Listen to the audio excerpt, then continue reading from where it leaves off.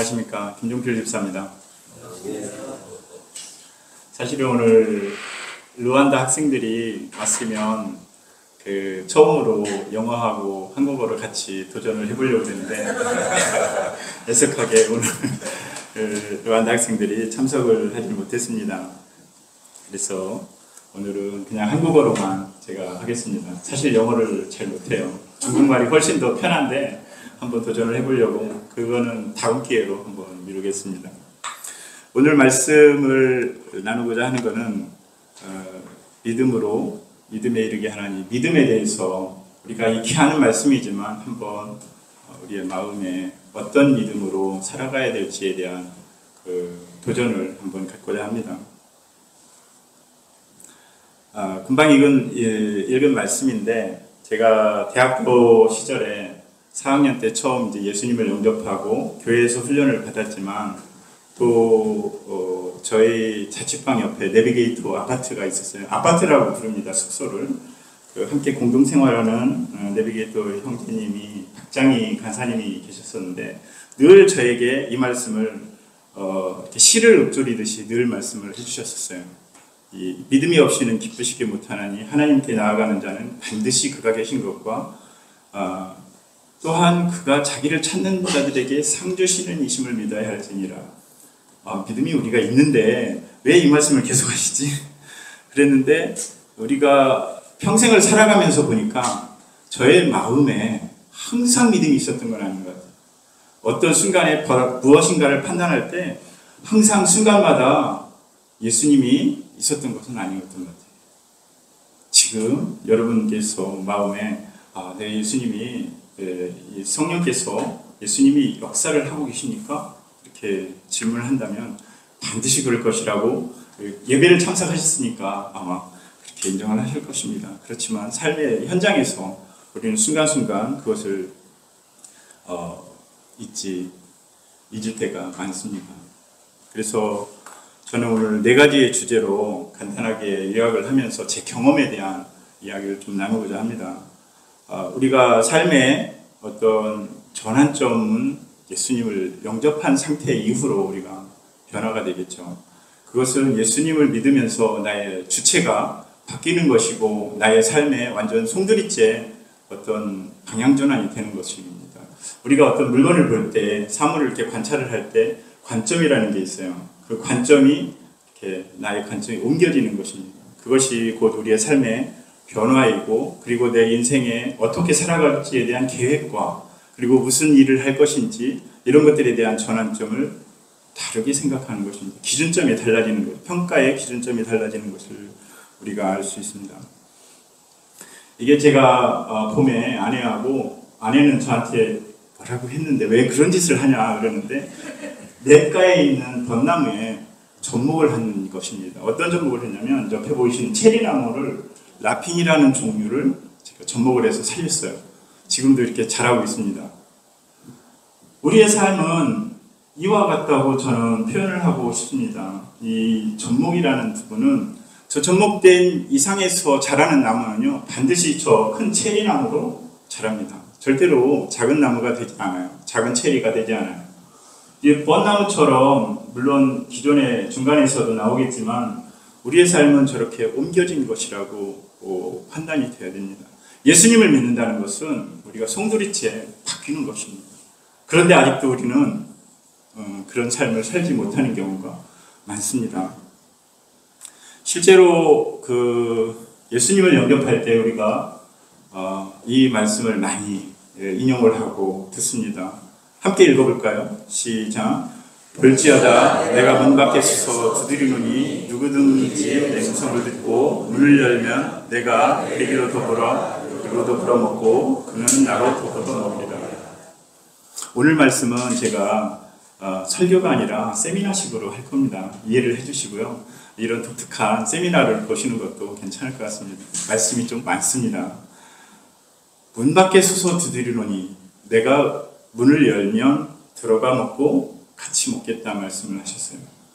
내가 교회를 찾아가서 문을 두드리고 예수님 문 열어주세요 라고 하지 않았습니다. 우리의 의지가 반영된 게 아니라 예수님께서 찾아오시고 우리가 반응하는 것입니다. 우리의 반응인 거예요. 여기에서 어떤 것이냐면 음성을 듣고 문을 열면 내가 듣고 반응을 해서 문을 열면 믿으면 예수님이 동행한다는 것이에요. 우리는 이미 그 순간에 받아들이는 순간에 우리의 마음에 성령께서 함께 하신다는 것입니다. 그런데 우리는 성령을 소멸하고 성령과 함께 살아가진 않아요. 실질적으로 마음을 영접을 했는데 성령과 함께 살아가진 않습니다. 또 말씀은 영접하는 자 곧 그 이름을 믿는 자들에게는 하나님의 자녀가 되는 권세를 주셨으니 이것은 상속자라는 뜻입니다. 자녀란 말은 하나님의 유업을 우리가 받는다는 것이에요. 그런데 우리는 지금 하나님의 유업을 받고 살고 있습니까? 어떤 유업을 받고 있습니까? 하나님 분명히 말씀하실 때 자녀가 되는 권세를 주셨다라고 하는 것은 상속자로서 사는 것입니다. 그냥 같이 그냥 적당히 살자 이게 아니라 분명하게 상속자로 우리를 부르신 것입니다. 그런데 어떤 상속을 받고 계십니까? 믿는 자들에게는 하나님의 자녀가 되는 권세를 주시다. 믿는 자들에게는 이라는 표현이 있습니다. 내가 진실로 진실로 너에게 이르노니 내 말을 듣고 나 보내신 이를 믿는 자는 영생을 얻었고 심판에 이르지 않았나니 사망에서 생명으로 옮겼느니라. 사망에서 생명으로 옮겼느니라. 우리가 늘 암송하고 전도할 때도 쓰고 많이 이 말씀을 하지만 우리가 영생을 누렸다. 그리고 심판에 이르지 아니한다. 사망에서 생명으로 옮겼느니라. 모든 사건에서 삶의 현장에서 나의 불만족한 상황에서 이 말씀을 적용하고 있나요? 실제 우리는 그 어떤 판단의 기준이 정점에 이르렀을 때 기도는 합니다. 그런데 성령의 음성에 성령에 민감하지 않아요. 왜냐하면 판단의 주체가 나이기 때문입니다.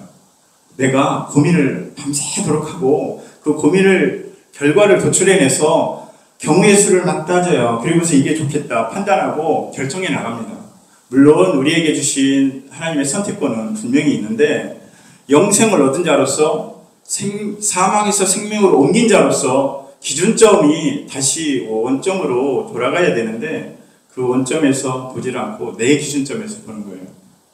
우리가 달리는 열차를 공학적으로 보면 관점이라는 표현을 하는데 달리는 열차가 이렇게 우리 눈앞에 있어요. 그런데 내가 좌표가 되면 그 열차가 XY Z축에서 좌표를 이렇게 열차가 움직입니다. 그런데 내 관점이 그 열차를 쫓아가면서 내 관점이 옮겨가면은 그걸 오일러 관점이라고 그러는데 라그란지안 관점과 오일러 관점이 틀려요. 그 관점으로 보는 것과 내 관점으로 보는 것, 열차와 상황은 똑같은데 관점에 따라서 상황 파악이 틀린 거예요. 판단 기준도 틀린 것입니다.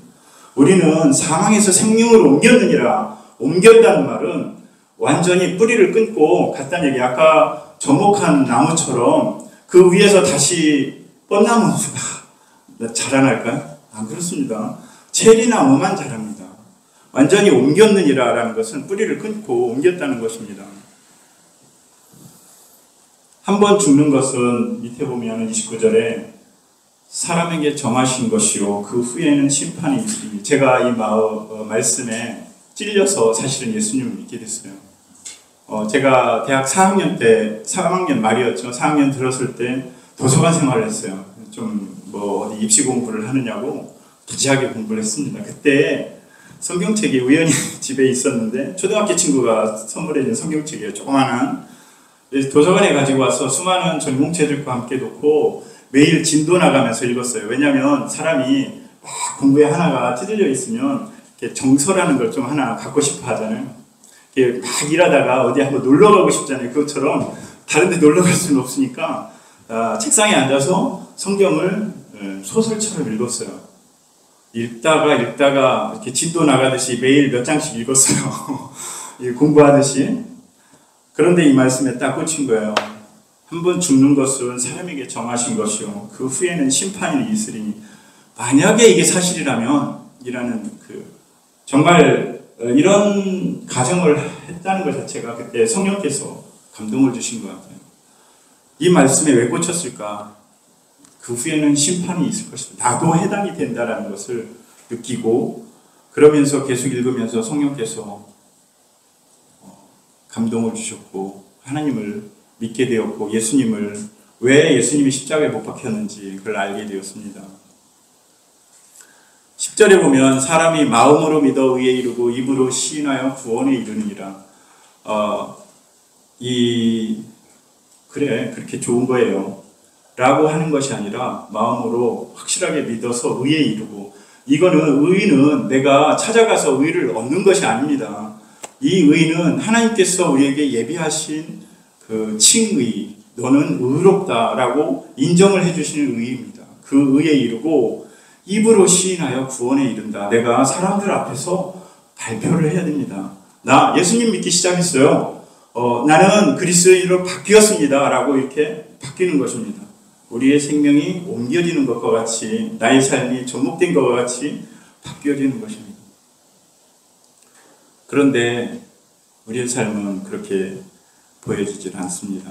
성경에 우리가 복 있는 사람에 대해서 많은 그 목사님들이나 많은 강단에서 복에 대해서 많이 얘기를 합니다. 성경에 정답이 나와 있어요. 시편 1편에 복 있는 사람은 하고 이 컨셉에 대해서 뭐뭐하는 사람이로다 라고 딱 정의가 나와 있습니다. 이 말씀에 복 있는 사람은 하고 3절에 보면 저는 시냇가에 심은 나무가 시절을 조차 과실을 맺으며 그 잎사귀가 마르지 않음과 같으니 그 행사가 다 형통할 것이다 라고 하는데, 그 바로 전에 2절에 뭐라고 하냐면 여호와의 율법을 즐거워하여 그 율법을 주야로 묵상하는 자로다.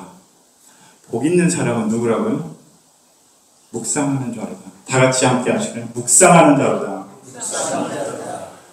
예수님의 말씀과 하나님의 말씀을 우리가 매일매일 묵상을 해야 된다는 것이, 의무적으로 큐티를 이렇게 진도 나가듯이 매일 어디 SNS에 올리고 이렇게 묵상하는 것이 아니라 정말 내 가슴에 찔리는 성령의 음성을 들어야 된다는 것입니다. 그것이 복 있는 사람이라는 거예요. 이 사람은 시냇가에 심은 나무처럼 흔들리지 않는 거예요. 내가 사업에 실패하거나 시험에 실패하거나 사고가 나거나 어떤 상황이 아프거나 어떤 상황에 닥쳐도요, 흔들리지 않는 것은, 왜냐하면 내게 꼭 필요한 것이라면, 하나님의 관점에서 나에게 필요해서 나한테 질병을 주셨단 말이에요. 내가 꼭 필요했더라면 그것을 나는 아파야 되는 거예요. 나는 실패해야 되는 거예요. 그건 기준이 묵상할 때 나타나는 나의 그 믿음의 현상입니다. 실제적으로 우리는 좌절하고 고민하고 그렇게 밤새 우리는 행복하지 않습니다. 제가 직장을 다닐 때 상해에 있을 때 인도네시아를 이렇게 보낸 물건이 불량이 났어요. 나이키 신발 공장에 라인에 스톱이 되게 됐어요. 그러면 클레임이 어마어마하게 돌아오고 회사가 타격이 큰 문제가 생겼어요. 그런데 우리가 품질부에 보관한 샘플을 이렇게 보니까 완전히 응고됐어요. 이게 액체야 되는데 완전히 응고돼서, 역시 이걸 보면은 분명히 간 것도 다 응고됐을 거예요. 근데 전화도 빗발치고 난리 났었죠. 제가 회사 대표로 가야 되는 상황인데 이걸 어떻게 해결할까? 우리는 그런 절벽 앞에 서 있어요. 항상 답이 없어요. 지금 물건을 보낼 수도 없어요. 보내면 최소한 일주일 이상 라인이 끊기고 문제가 엄청 발생하죠. 그 회사는 발칵 뒤집혀 있고, 그 상황에서 저는 회사 대표로 가서 해결을 해야 돼요. 기술에 있기 때문에 항상 그런 문제에 항상 접해 있습니다. 하나님, 저는 잘 모르겠고요. 하나님 아시죠? 평안한 마음으로 가는 거예요. 왜냐하면 내 중심에 하나님이 계시니까 나는 모르겠고, 시간이 지나면 이게 다 해결될 거라고 저는 믿음으로 알고 있어요. 믿고 가는 것입니다. 그때 정말 정작 가서 보니까 갈 때는 몰라요. 이 상황을 막 두렵고 떨리고 이런 마음을, 우리가 어떤 문제에 봉착하면 그런 상황이 되잖아요. 떨리고. 그렇지만 믿음으로 평안으로 갔어요. 그런데 하나님은 놀랍게 예비하신 것이 있었어요. 뭐냐면 그 회사에 더 큰 문제가 생겼어요. 그런데 제가 볼 때 이렇게 보니까 그거는 아무것도 아니에요. 제 기술로 그냥 몇 마디 하고 그 이튿날 샘플 만들어서 같이 이렇게 했거든요. 이 사람들은 너무 고마워하는 거예요, 저한테. 근데 지난번 문제됐던 건 어떻게 됐냐, 가보자. 그러니까 자기들이 여러 사람이 쥐어 짜서 조금씩 사용하고 있었던 거예요. 제가 가기 전에는 그 예비하신 걸 알 수가 없었어요. 그래서 그 후에 더 많은 오더를 받고 더 많은, 사실 어떻게 보면 성공 스토리 같지만 제가 포인트를 주고 싶은 거는 뭐냐면 그 문제의 봉착 앞에 봉착되어 있을 때 우리의 믿음이 어디에 있느냐는 거예요. 슬퍼하고 고민하고 가기 싫은데 이런 게 아니라 우리는 그 직면한 문제 앞에 어떻게 해결할 것인가, 그게 믿음의 포인트가 있는 것입니다. 제가 믿음이란 무엇인가 라고 조금 길어도 상관없죠. 재미없지만 세미나식이니까 잘 보시기 바랍니다. 믿음이란, 제가 영어로 쓴 것은 사실 르완다 학생들이 있었으면 좀 강조를 하고 싶었던 부분인데, 제가 이 사진을 굳이 올린 거는 몇 년 전까지만 해도 저는 아카시아 꽃은 흰색이었습니다.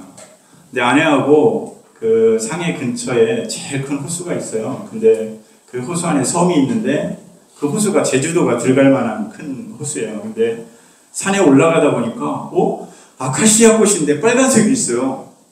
도대체 웬일이지? 향기도 똑같고 모양도 똑같아요. 저는 놀랐어요. 거기가 군락지예요. 전부 다 아카시아가 엄청 많은데 다 빨간색이에요.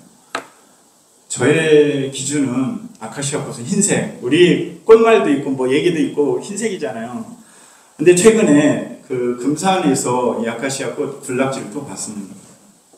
빨간색 아카시아. 보신 적 있을 거예요. 우리의 믿음은 봐야 압니다. 그런데 우리가 다 본다고 알 수 있습니까? 같이 한번 읽을까요? 로마서 1장 17절 시작. 믿음으로 나타나서 믿음으로 믿음에 이르게 하나님이 기록된 바 우리는 믿음으로 말미암아 살리라 함과 같으니라. From faith to faith. 이게 영어가 그 아메리카 스탠다드 버전이라 조금 약간 고어들이 있어요. 그런데 믿음으로 믿음에 이르게 하나님. 이 로마서에 저는 가장 핵심적인 말씀이라고 저는 여기에서 보여집니다. 많은 사람들이 이렇게 이야기를 하고요. 복음에는 하나님의 의가 나타나서 첫 번째 믿음은요, 여기서 두 가지의 믿음을 이야기하는데 믿음으로 믿음에 이르게 하나님. 그 첫 번째 믿음과 두 번째 믿음은 차이가 좀 있습니다. 첫 번째 믿음은 하나님의 의를 칭의를 하는, 우리가 믿음으로 예수님을 영접하고 하나님을 믿게 되는 그 믿음입니다. 두 번째 믿음은요, 실천적 믿음입니다. 어떤 부분이냐면 우리가 한번 믿고 아무렇게나 살아도 구원을 얻습니까? 못 얻습니까? 예수님을 영접했어요. 그런데 우리의 삶은 엉망진창이에요. 맨날 실패하고 맨날 아무렇게나 살아도 되는 것입니까? 아니죠. 우리의 삶은 반드시 변화가 일어나야 됩니다. 그 변화는 우리의 믿음으로 변화가 일어나는 것입니다. 매 순간마다 성령의 조명하심으로 우리의 믿음의 방향이 바뀌는 것입니다. 그러니까 우리의 삶이 바뀌는 것입니다. 그것이 실천적 믿음으로 두 번째 믿음인 것입니다. 누가 믿음이 큰 사람입니까? 굉장히 큰 기회를 이루신 조용기 목사님 믿음이 큰 분이십니까? 제가 오늘의 교회를 다녔는데 하영규 목사님이 믿음이 크신 분이십니까? 여러분들이 믿음이 크신 분이십니까? 베드로는 예수님과 동행을 했습니다. 가장 근접해서 기적도 체험했고 같이 말씀도 주의 깊게 들었고, 그런데 믿음이 약한 자요. 예수님한테 꾸지람을 들었습니다. 너는 사탄아, 너는 나를 넘어지게 하는 줄 알아다 라고 이야기를 했습니다. 베드로는 그러한 책망을 들었는데 한 백부장은 이스라엘 중에 이보다 큰 믿음은 없다. 예수님이 칭찬을 했어요.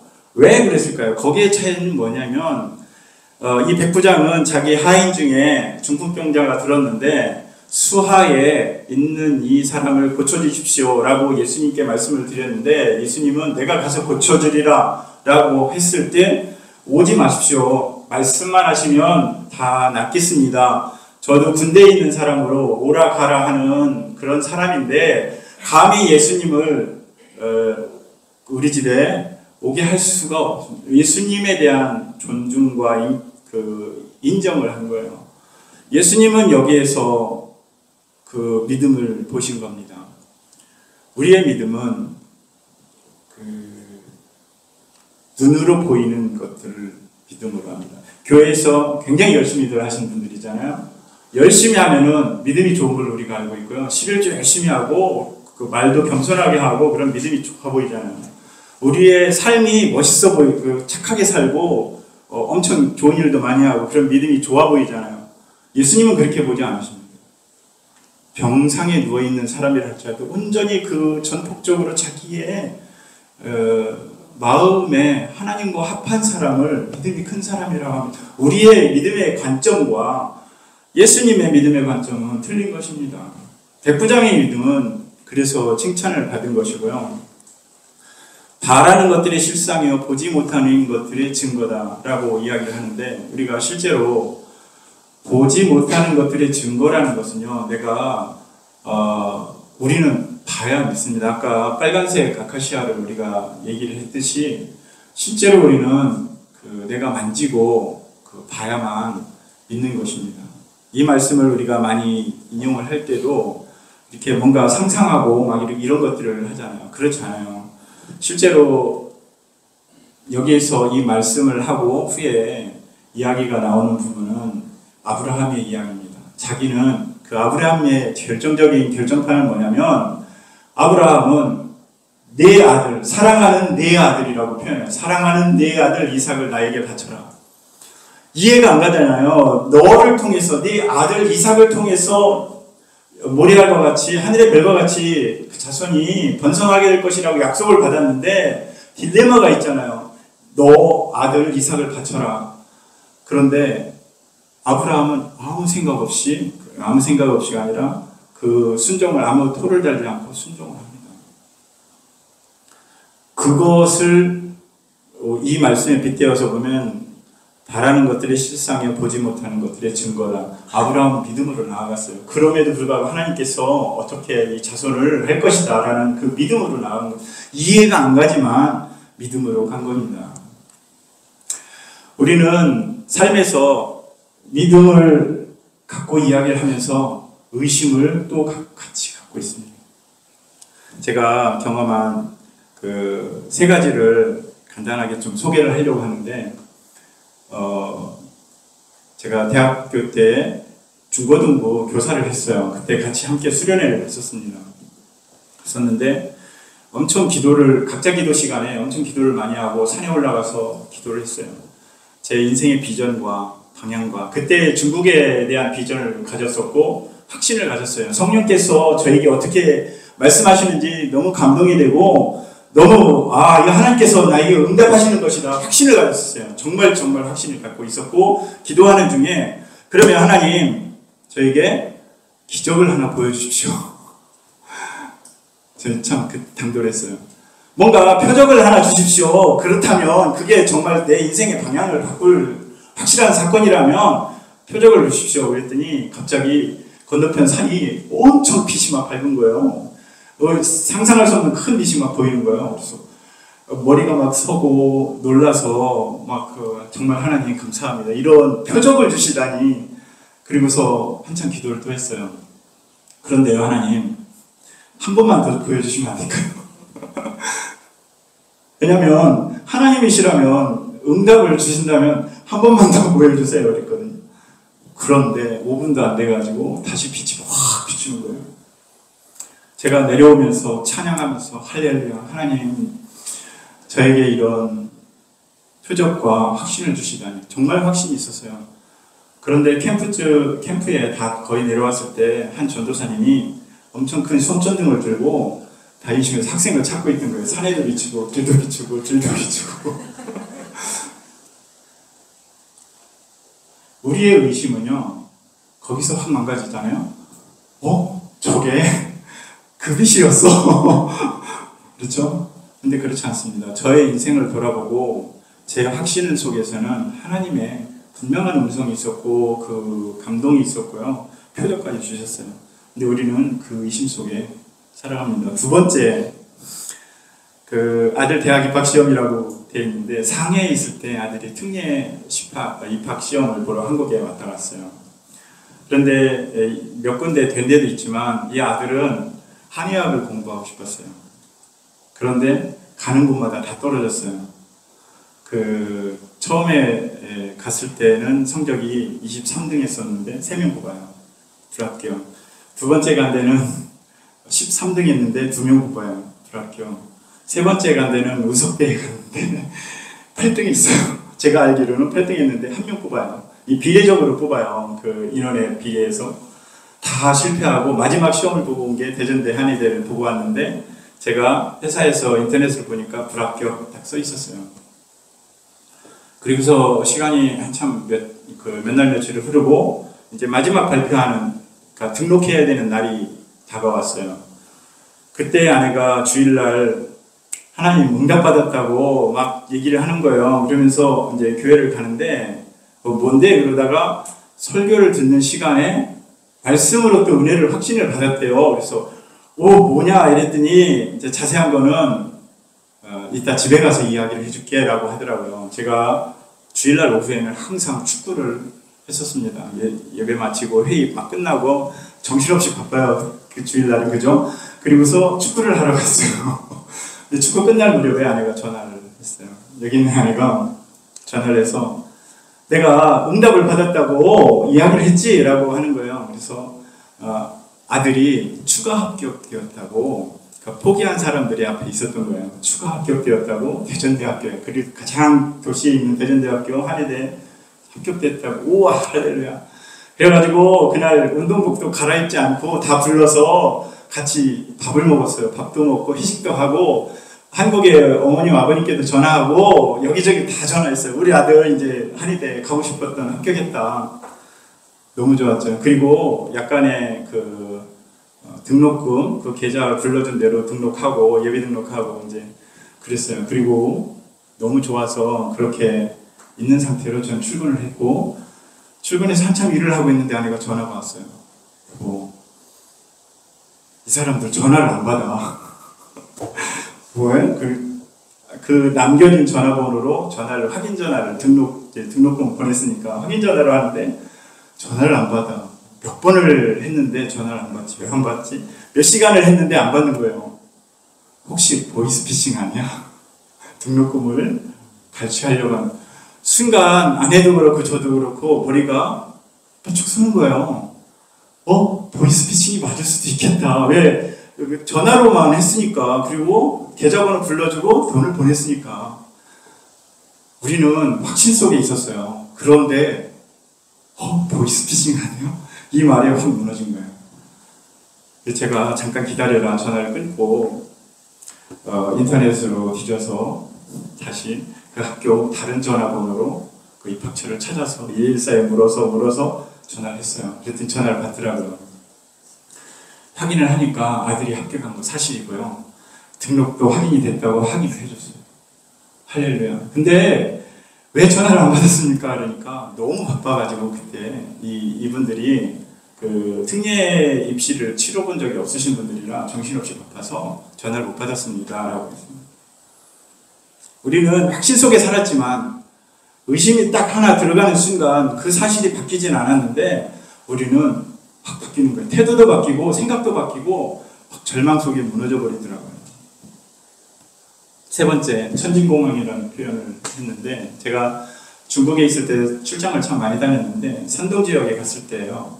그래서 일을 다 마치고 이제 상해로, 제가 사는 상해로 돌아가려고 택시를 불렀어요. 우리는 헤이처라고 하는데 블랙 택시, 한국은 총알 택시?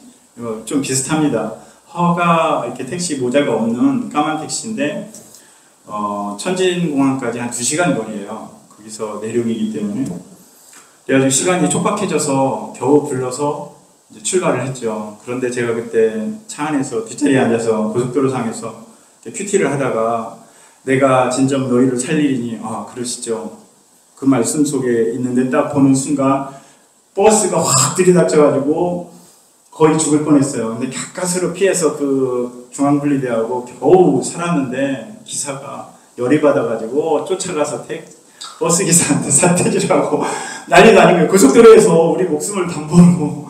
근데 제가 이야기를 했어요. 그 택시기사한테 화내지 마라. 내가 금방 성경을 보고 있었는데 우리의 목숨을 살려주시겠다고 하고 지금 살렸다. 그러면서 2시간 동안 제가 전도를 했어요.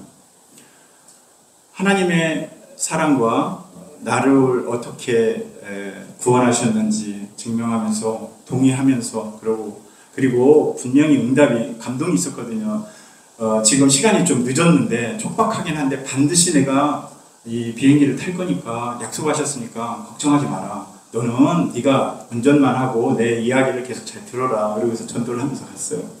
천진공항에 도착을 했는데 30분 전에, 비행기 시간 30분 전에 거의 불가능한, 제가 천진에서 한 1년 반 살았기 때문에 사실 가이드로 해서 이렇게 안 막히는 도로로 해서 이렇게 잘 갔어요. 30분 전에 도착을 했어요. 충분히 타잖아요. 할렐루야. 그러면서 이 친구한테 수고했다, 고생했다 이러면서 천진공항 쪽을 이렇게 돌아서 코너를 도는데 이게 웬일이야. 천진공항이 완전히 불이 다 꺼져 있는 거예요. 공항에 도착했는데 나 비행기 타야 되는데 완전히 공항에 불이 다 꺼져 있는 거예요. 이거 뭔 일이지? 그럴 리가 없는데 천진공항 분명히 그 앞에 도착했는데 그래서 상해에 있는 우리 직원한테 전화를 했죠. 어떻게 된 일이냐 알아봐달라 했더니 전화가 왔어요. 며칠 전에 천진공항이 옮겼답니다. 그 옆에 한 20분 거리 되는 거리로 이렇게 비행 돌아서 그 활주로는 그대로 쓰지만 옮겼답니다.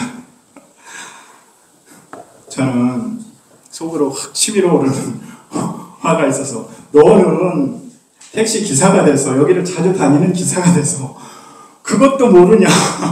금방까지 전도하고 할렐루야 했더니 제 입으로 팍 뭐라 그랬어요. 그때는 중국어도 원활하지 않았는데 화가 나서 뭐라고 할 수 없잖아요. 일단은 가보자. 그때 이 휴대폰도 배터리가 다 끝나서 꺼졌지. 수중에는 돈도 별로 없지. 여기서 하루를 자고 가야 되겠구나 낙심하면서 그러고 갔어요. 그리고 택시기사는 보냈죠. 그리고 공항에 이제 혹시 모르니까 들어가 봤습니다. 그런데 그 창구에서 이렇게 1시간 딜레이. 하나님, 우리는 그렇게 작은 거에 확신이 있었음에도 절망에 빠집니다. 우리의 믿음이 어디에 있느냐라고 하는 것입니다. 제가 휴대폰을 켰어요. 다시 켜면은 한 1, 2분 정도 통화할 수 있는 그 전력이 나오거든요. 그래서 전화를 했어요. 정말 미안하다. 하나님께서 내가 분명히 비행기를 탈 것이라고 약속하지 않았느냐.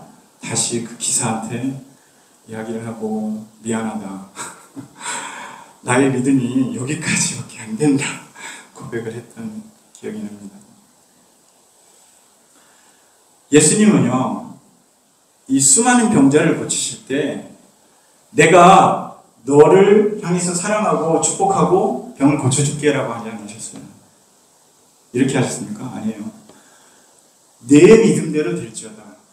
반드시 물어보시고 확인하고 네 믿음대로 될지어다. 따라 안심하라. 내 믿음이 너를 구원하였다. 네 믿음이 구원하였다. 여자야 내 믿음이 크도다. 내 소원대로 되리라.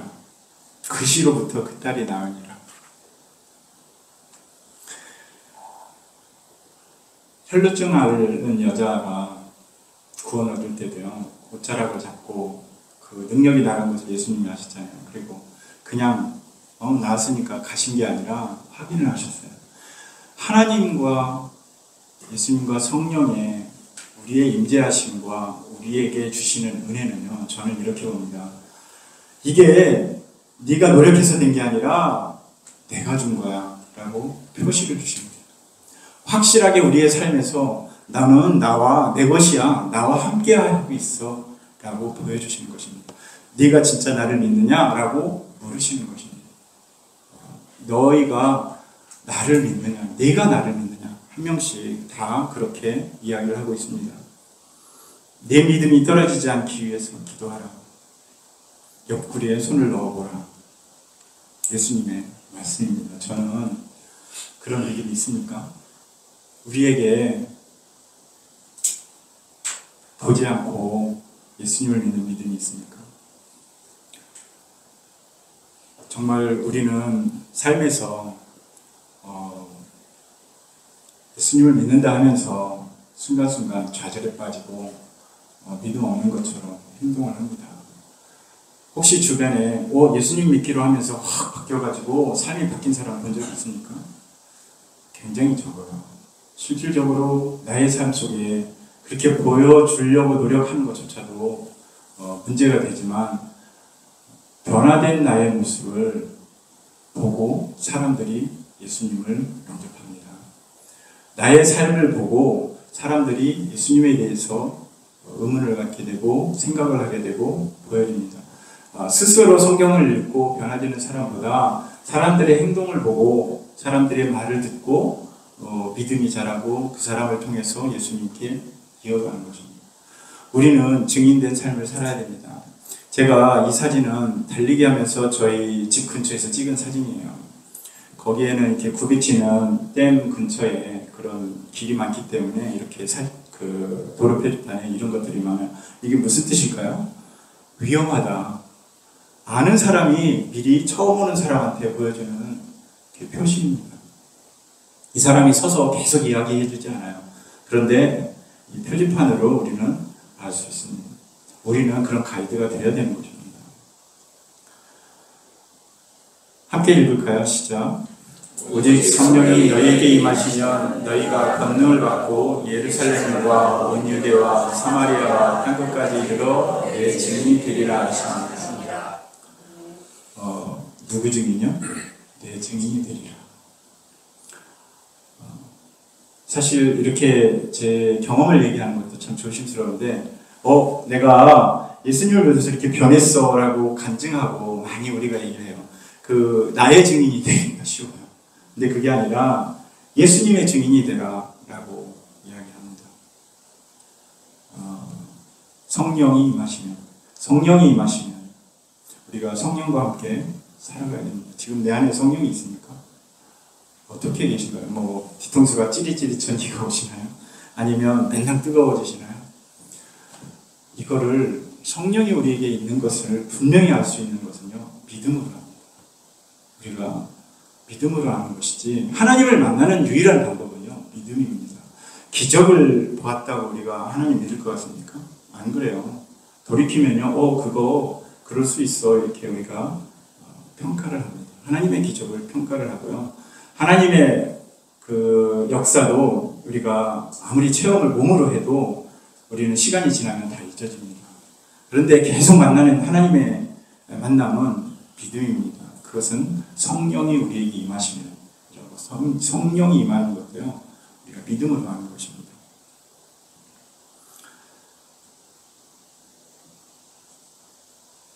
15절 한번 읽겠습니다. 보내심을 받지 아니하였으면 어찌 전파하리요. 기독된 바 아름답도다 좋은 소식을 전하는 자들의 발언과 같습니다. 선교는 선교사님들이 하는 것인가요? 직책을 이렇게 딱 선교사, 선교 이렇게 있습니까? 목사님들이 설교를 하고 또 교사들이 가르치고 우리는 이렇게 직업이나 직책을 이렇게 만들었어요. 우리 스스로도. 그런데 성경에서는 그런 직책을 만들지 않고 누구든지 어떤 사람이 되어야 되는지를 우리에게 보여주십니다. 장로님들이, 목사님들이 믿음이 큽니까? 아니에요. 지극히 어린아이 하나가 믿음이 훨씬 클 수도 있고요. 그들이 더 전도를 잘할 수도 있고. 그렇지만 비교해서는 안 되는 거예요. 나의 형편에서 내가 어떤 상태로 지금 서 있느냐는 거죠. 제가 마라톤을 좋아합니다. 풀코스도 셀 수 없이 많이 했습니다. 그런데 제가 과거에 마라톤을 엄청 잘했어요. 지금은 못 달려요. 이렇게 표현한다면 저는 지금도 사실 마라톤을 계속 하고 있습니다. 그렇다면 이 사람은 성공한 인생인가요? 앞으로 내가 운동을 열심히 할 거야. 지금 막 엄청 배가 부르고 이러는데 앞으로 열심히 할 거야. 우리는 이렇게 계획을 합니다. 내가 과거에 얼마나 믿음이 컸는지 간증을 하고요. 내가 과거에 얼마나 잘했는지, 교회에서 내가 이런 사람이었어. 과거에 내가 막 이런 선교도 하고, 아무 의미가 없습니다. 운동과, 저는 늘 얘기하는 게, 운동과 신앙은요, 현재형입니다. 현재형. 현재 내가 어떤 상태로 하나님 앞에 서 있느냐, 항상 내가 그 자리에, 현재에 어떤 상태로 하나님과 동행하고 있느냐, 나를 보시는 하나님과 내가 눈이 마주치고 있는가, 현재형입니다. 앞으로 내가 잘 믿을 것이다. 아닙니다. 현재 이 자리, 지금 이 자리, 나의 현재의 상태입니다. 우리가 좋은 소식을 전하는 자는요, 현재 내가 그걸 느끼고 있기 때문에요, 언제든지 준비가 되어 있어요. 누구를 만나든지, 내가 비행기에서 옆자리에 누구를 만났어요. 그런데 막 얘기하고 싶어 죽겠어. 그게 현재 준비가 되어 있기 때문에 그래요. 내가 택시를 탔는데 또 지나가다 길을 걷는데 앉아있는 사람을 보고 가서 이야기를 하고 싶어요. 이게 현재입니다. 내가 미리 계획하고, 몇 월 며칠에서 며칠 전도여행 가고, 몇 월 며칠은 내가 집안 사람들 만나서 전도해야지. 이 계획으로 되는 게 아니고요. 감동을 주시는 현재형이 내가 살아있어야 그 끝에서 말씀이 나가고 좋은 소식을 전할 수가 있는 것입니다. 내가 지금 어렵게 살아있다고, 사업에 실패했다고요? 아니에요. 그게 내게 필요한 것이었으면 나는 축복 속에 있는 거예요. 내가 비행기를 고속도로에서 이렇게 비행기 타러 가는데 딱 코너 돌자마자 꽉 막혔어요. 차를 빼지도 못해. 미치겠잖아요. 거래처들을 기다리고 있는데. 그런데 이게 나에게 꼭 필요한 일이었다면 난 비행기를 놓쳐야 하는 거예요.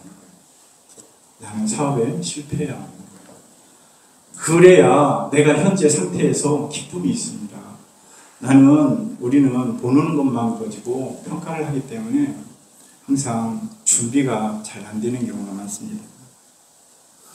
20절에 보면 세상 끝날까지 너희와 항상 함께 있으리라 하시니라. 아멘.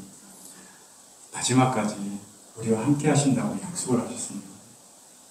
항상 현재형으로 살았으면 좋겠습니다. 아멘. 이 사진은 예전에 내비게이션 시스템이 없을 때 중국에서 큰 도시 입구에, 고속도로 입구에 이렇게 편말로 들고 있는 직업이 하나 있었습니다. 이게 뭐냐면 따이루인데, 이 따이는 허리띠라는 대 이 뜻이고요. 그러니까 따이루란 말은 길 안내자, 그러니까 로드 가이드 이런 뜻으로 보시면 됩니다. 이 사람들은 뭘 하냐면, 제가 살던 상해 같은 경우는 도시가 워낙 복잡해서 처음 들어가는 사람이 목적지까지 들어가기가 쉽지가 않아요. 한번 지나가면 한 30분, 1시간 헤매다 돌아오고, 그때 이 따이루를 세우면 바로 목적지까지 갈 수 있어요. 그런데 이 사람들은 거기서 돈을 받고 다시 와서 또 다른 사람을 타고 갑니다. 이 사람들은 우리가 어디에 가서 무엇을 하는지를 몰라요. 목적지의 역할이나. 다만 그 위치까지 정확하게 데려다주는 직업을 갖고 있습니다. 우리는 예수님께 데려가서 이 친구는요, 이 사람은요, 정말 우리 이 사업에 필요한 사람이고요, 또 우리 이 비전에 필요한 사람이고요, 좀 잘 훈련해서 이런 게 아니에요. 우리는 그냥 우리가 이 사람들을 교육시키고 이 사람들을 데려가고 하고 하는 게 아니에요. 단지 그냥 소개만 하는 겁니다. 예수님께까지만 보여주면, 하나님께서 이 사람을 통해서 어떻게 세상을 바뀌실지, 어떤 일을 하실지 우리는 알지 못해요. 근데 그 가이드로서 우리는 항상 이렇게 훈련된 삶을 살아야 됩니다. 그 훈련은 매일매일 성령과 함께하면서 살아가는 것입니다. 말씀을 마치겠습니다.